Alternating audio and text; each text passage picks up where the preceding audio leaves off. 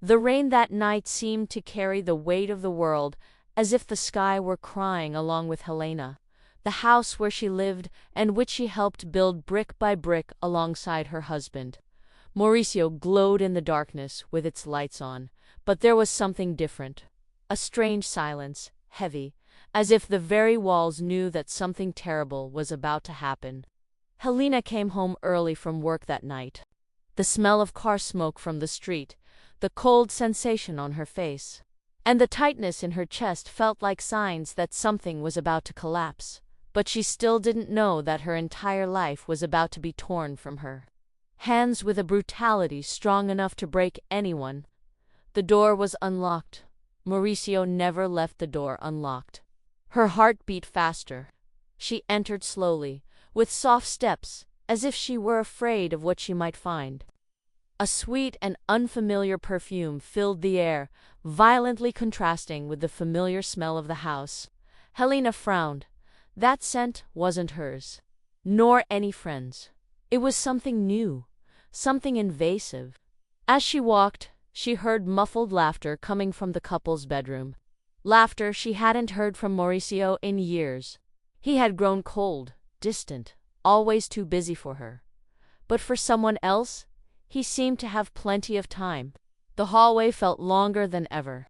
Each step was a stab to the chest. And when she opened the door, the scene she saw destroyed something inside her forever. Maurício was in bed with another woman. It wasn't just betrayal. It was contempt, disrespect. The end of something she believed was love. The woman, half covered, didn't even try to hide. She smiled, a mocking, cruel smile, as if celebrating Helena's pain. Maurício, wearing an irritated expression, stood up with no shame at all.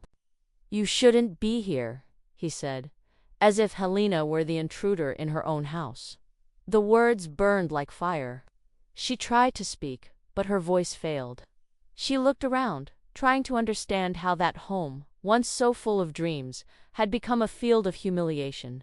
All she could see was the weight of betrayal, disloyalty stamped on every detail of that moment. This is my house, Maurício," she murmured, her voice breaking. He laughed. A dry laugh she never imagined hearing from the man she once loved. Was now, "You're leaving." Helena's world collapsed in that phrase, in that cold stare. The rain outside seemed to intensify, echoing like a dark warning. The wind pounded the windows, as if trying to alert her that that night would mark a before and after in her life. The mistress, named Flavia, calmly got up, walked to Maurício's side, and grabbed his arm. A gesture of possession, of victory. And with no shame at all, she said, "She's in the way. Tell her to leave already." The cruelty in her eyes made Helena feel like she was living a nightmare. But it was all real, and it was only the beginning. Helena didn't know how she managed to leave the room. Her legs trembled, her heart felt like it would explode, but the worst was yet to come. She tried to talk, tried to understand. Deep down, even betrayed, there was a part of her that wanted to believe that all of that was a moment of madness. That the man she shared years of life with wouldn't be capable of such emotional brutality. But as she went down the stairs, she heard heavy footsteps behind her. Maurício was coming. And he came with a decision. "Don't bother crying," he said, catching up to her. "This is over. I'm with Flavia now, and you need to leave." The words echoed in the room, full of contempt. Helena's breath faltered. It felt like the air had vanished. The living room that once held laughter and dinners now seemed suffocating, dark. She tried to argue. "I have nowhere to go. This is my house, too. I helped build all of this. It's not fair." Maurício approached, and in that instant, Helena saw a man she did not know. His eyes had no warmth, no doubt, no remorse. Only coldness. "Problems, yours. You have 10 minutes. Helena froze. 10 minutes. "To pack your things," he finished, voice firm. She laughed, but a nervous laugh, pure disbelief. "You're crazy. You're not kicking me out like this." But before she could finish, Flavia appeared, descending the stairs, wearing one of Helena's shirts. "I think I'll keep this shirt," she said, ignoring Helena's emotional ruin. The provocation was enough for Maurício to step forward, as if protecting the mistress from his own legitimate wife. "Go up, get your things, and get out." It was in that moment that something inside Helena shattered. Her whole body went cold, as if she had lost all strength. The first manifestation of real fear, of total abandonment, hit her like a blow to the chest. She realized, with indescribable pain, that she was completely alone. And worse, she was being expelled from her own home. From that moment on, every corner of the house seemed to mock her. The pictures on the wall, the furniture they chose together, the couch where they once laughed, everything now seemed to mock what she believed was true love. She climbed the stairs as if each step weighed 100 kilos, stopped in front of the bedroom, the same bedroom where she had found Maurício with the mistress minutes earlier. The humiliation burned like fire. She grabbed some clothes in a rush, but her hands trembled so much that pieces kept falling. Each movement felt like a forced farewell, a deeper betrayal. The first manifestation of despair took hold. Pain, abandonment, and the certainty that from that night on, nothing would ever be the same. When Helena came down with a small suitcase in her hands, she found Maurício and Flavia in the living room, hugging, as if they were a legitimate couple celebrating something. The scene was too cruel. But what came next shattered what little remained of her heart. "So, before you leave," Maurício said, crossing his arms, "I think you should know this isn't new." Helena widened her eyes, her stomach twisted. "What?" Flavia smiled, satisfied to see the shock on Helena's face. "We've been together for over a year," she confessed. Helena felt the ground disappear beneath her feet. A year. A year. She remembered every pointless fight, every excuse Maurício invented, every night he worked late, every time she came home and smelled that strange perfume. The truth stood before her, brutal, clear, and cruel. She had been deceived for months, used, manipulated. Maurício continued, "And one more thing. I'm keeping everything. The house, the car, everything here." Helena went pale. "What do you mean?" "I helped buy everything. I worked for years with you. That's not fair." "You didn't sign anything," he replied, accomplice to his own dirty plan. "Remember when I said it was better to leave everything in my name because of the company? Well, now that helps me." The words sliced through Helena. She remembered that day, him saying it was better for both of them, that it was just a formality. She trusted him. He manipulated her. Flavia added sarcastically, "You should be grateful he had the courage to tell you today. He could have kept fooling you, you know?"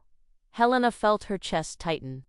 Tears rolled down, hot, salty, mixing pain, anger, humiliation, and disbelief. The final revelation, however, was the cruelest. Maurício took a breath and said, without blinking, "Look, Helena, I never really loved you. You were convenient. A woman who did everything for me, who held things together. But that's not what I wanted for my life. With Flavia, I feel alive." Helena thought she would faint.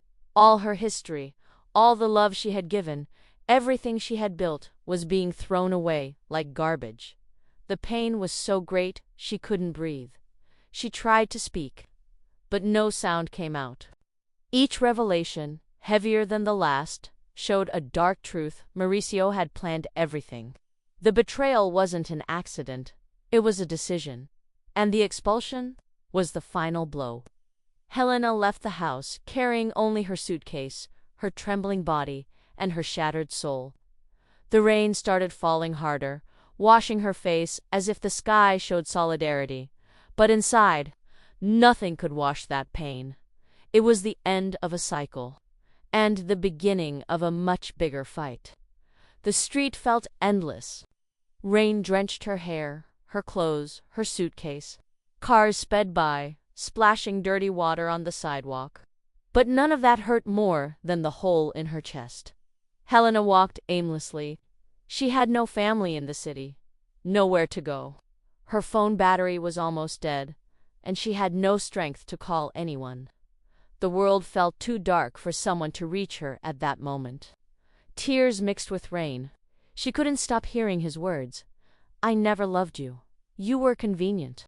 You didn't sign anything. Leave. Each sentence was a blow, and the more she repeated them in her mind, the deeper the wound grew. When she finally stopped walking, she realized she was on a wide, busy avenue, yet she felt completely invisible. The suffering climbed in waves: guilt, anger, abandonment, shame, fear. She felt destroyed, empty, adrift. For a moment, she thought she couldn't keep living that way. Thought her life no longer had purpose. That she had been discarded, replaced, as if she were something easily thrown away. But at that exact moment, an elderly woman slowly approached, holding a black umbrella. The lady stopped beside her, as if she knew exactly what was happening. "Dear, you're shaking," she said, in a soft voice. "What happened?" Helena tried to answer, but sobbed. The pain stuck in her throat felt suffocating. The lady placed a hand on her shoulder. "Come, I can't leave you here like this." She was taken into a small, simple, but cozy house. The lady's name was Dona Lavínia. Alone, widowed, with a huge heart. They sat in the living room while the old woman prepared hot tea. Helena began telling everything, from the betrayal to the expulsion, and for the first time that night, someone looked at her with real compassion. "They'll pay," the lady said calmly. "Life always returns what it takes from us, but you need to be alive to see it happen." In the following days, Helena stayed there. She began looking for a job, but her mind was still shattered. She couldn't sleep. She couldn't eat. Every time she closed her eyes, she saw the image of Maurício and Flavia together. Her body began to weaken. Fever, pain, extreme fatigue. The consequences of emotional destruction started affecting her physically. And the worst part came when she discovered that Maurício had blocked her access to accounts, cut her cards, removed her name from the company where she had worked for years. She had no money, no resources, no support. Her life seemed completely ruined. But in that abyss, something began to change. Rock bottom is sometimes where a person finds strength they never knew they had. Months passed. Helena, with Dona Lavínia's support, slowly rebuilt herself. Found a simple but honest job. Started attending personal development classes. Sought help. Cried a lot, but also started to heal. Each day, the pain lessened, and a new strength grew. Then she discovered something that reignited her flame inside. Maurício had put the house up for sale. The house she helped build. The fruit of years of sacrifice. And ironically, the real estate agency requested old documents from the property. Among them, there were receipts, unsigned contracts, processes started and never completed, all proving that Helena had contributed financially, and that Maurício had committed fraud by registering everything only in his name. Justice had finally appeared. Dona Lavínia, with her wisdom, said, "It's time for you to face what destroyed you, and win." Helena found a lawyer who accepted the case as soon as he saw the evidence. It was solid, strong, ridiculously clear.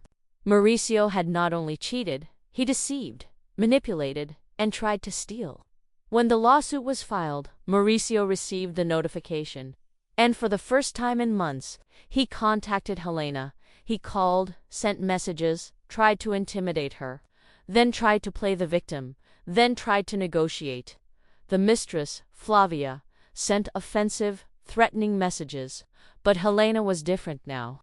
She was no longer the woman who walked out into the rain with a suitcase. She was someone else, stronger, more aware, more confident. The day of the final confrontation arrived. In court, Maurício looked at her as if he still had power, as if she would fall apart again. But when Helena walked into the room, head held high, he finally understood. He had lost. Flavia tried whispering in his ear, nervous. They were both tense, sweaty, restless.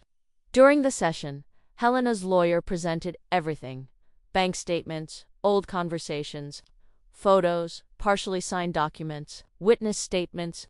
The fraud was undeniable. The judge looked at Maurício firmly and declared that Helena was entitled not only to half the house, but also to financial compensation for emotional, financial, and moral damages. Maurício turned pale. Flavia argued with him in front of everyone, calling him stupid, incompetent, a failure. The public humiliation was the first blow. The second was when Helena stood, looked him in the eyes, and said, "You tried to destroy my life, but all you did was teach me how to rebuild a better one." Maurício tried to follow her, tried to speak, but Helena turned her back and left the courtroom without looking back. The final battle was won. The compensation allowed Helena to start a new life. She didn't want to return to the old house. That place carried too many memories, too much pain. Instead, she bought a small, bright townhouse in a quiet neighborhood. With time, she turned it into a real home, the first that belonged solely to her. Dona Lavínia became part of her life, almost like a mother. They spent afternoons talking, drinking tea, laughing about little things. The lady said, "God took you out of one house to give you a real home." Helena began sharing her story in support groups, helping other women. She found purpose, found her voice, found strength. Across the city, Maurício and Flavia faced constant problems. They fought, blamed each other, tore each other apart. The life they built on lies began to crumble. And with the lawsuit, doors closed for Maurício in many professional areas. His reputation was ruined, his money was gone, and Flavia left him. Divine irony, but Helena never wanted revenge.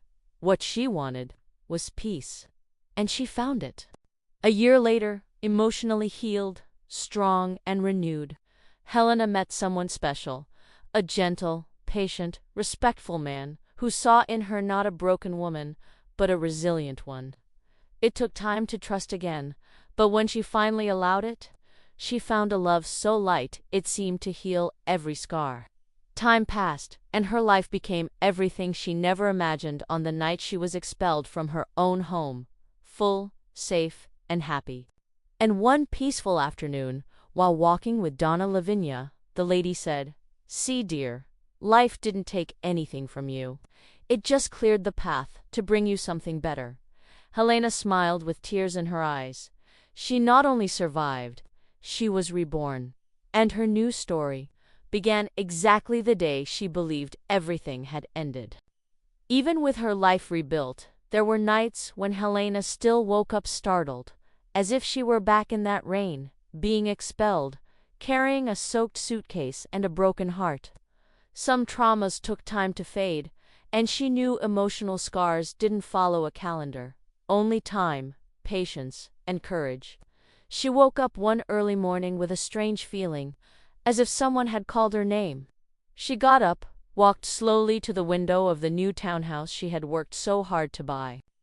The street was quiet, lit only by the yellow street lights.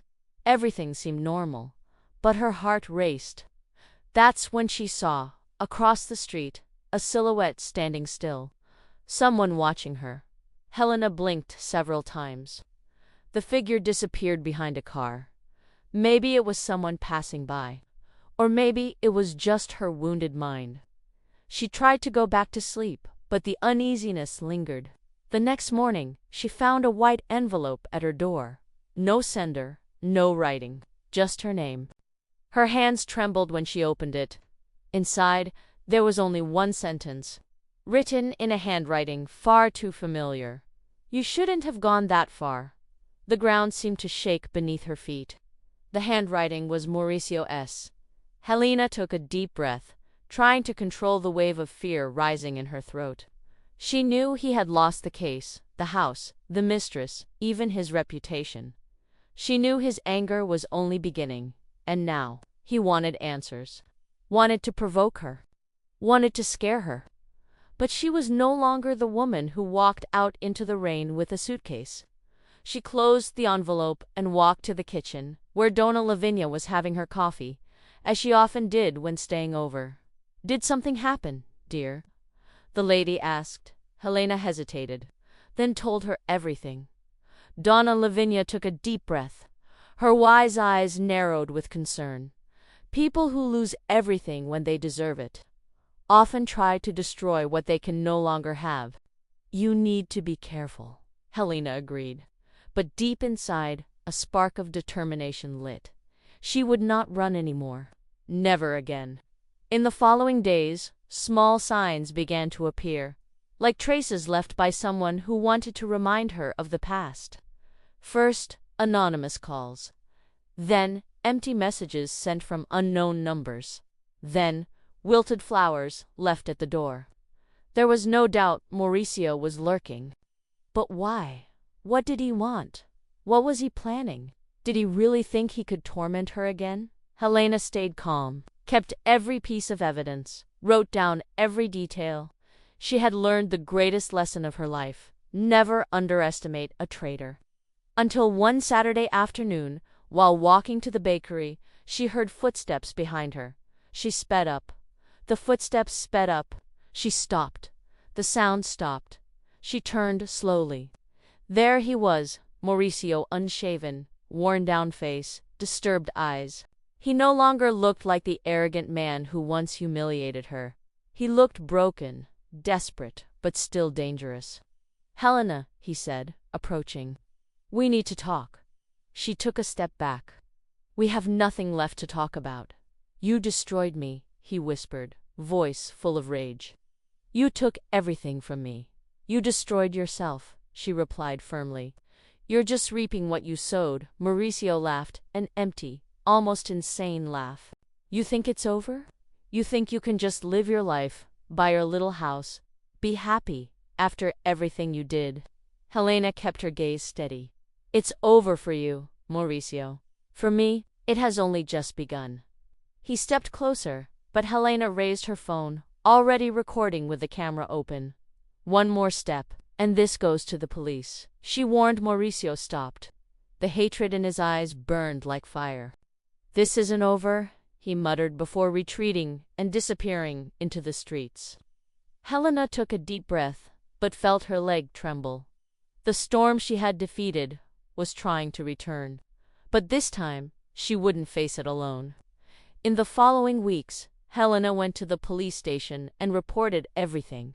She got a restraining order, spoke to her lawyer, spoke to support groups, shared everything with her new circle of friends, people who had witnessed her healing journey.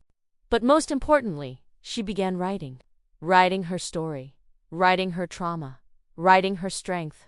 Her book, The House I Was Thrown Out Of, began as therapy and became a phenomenon among women who lived through the same pain.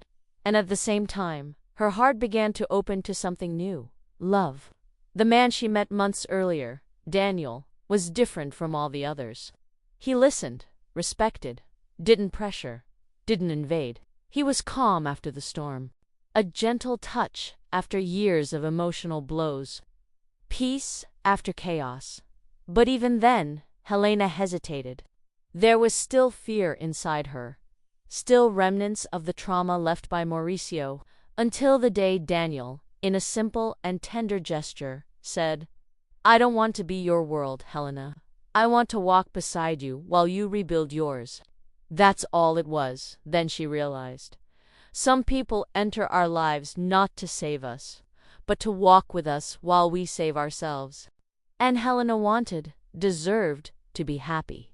But when everything seemed to finally be falling into place, an unexpected piece of news arrived.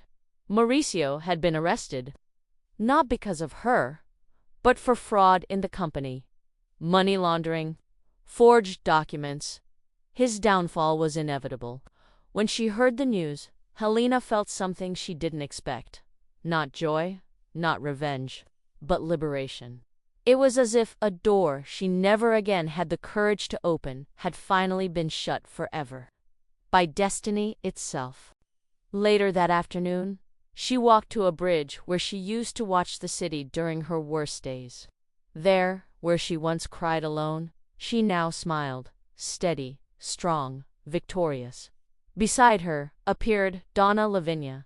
"It's over, dear," she said. "And you won." Helena took a deep breath, looking at the horizon. "No, I was reborn." And that night, when she returned home, she wrote the last sentence of her book. "The day I was expelled from my own house was the day the world pushed me toward the right door."